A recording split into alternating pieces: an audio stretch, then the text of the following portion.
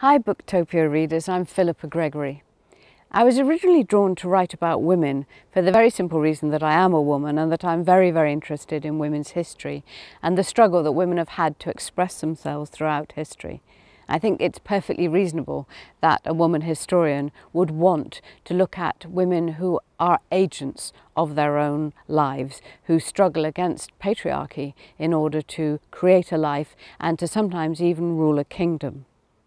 The other thing is I think it's really interesting and important to talk about women's lives and experiences through history.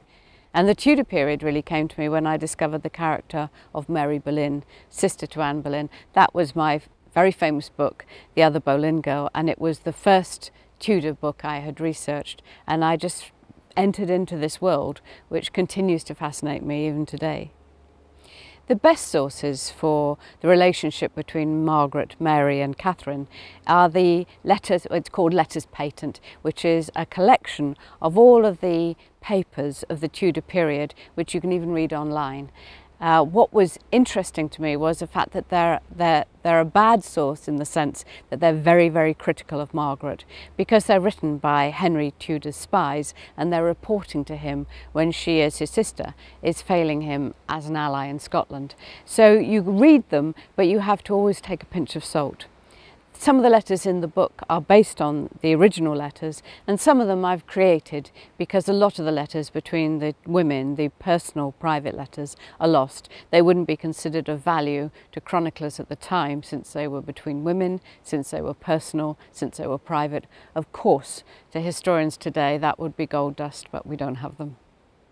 I deliberately write novels that stand alone, so anyone who wants to read one of my books for the first time, I think they should choose the period that they're most interested in, or the character that they like the sound of. They are about a family, they are about a ruling family, they are about, occasionally they're about the royal family or the people who work for them or their challengers, but I like it that they can be read entirely separately. They build up in a sense to a body of work, but that's because everyone in the Tudor world is a very small world. In the end, everybody's related. I think the classic English novels inform anybody's writing who hopes to write well.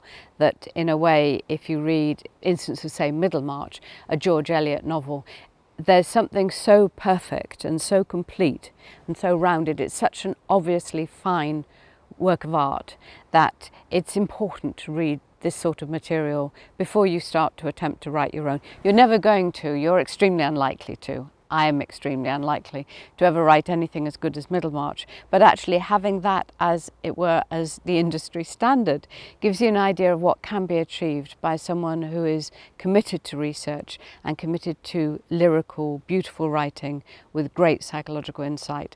And of course I aspire to that.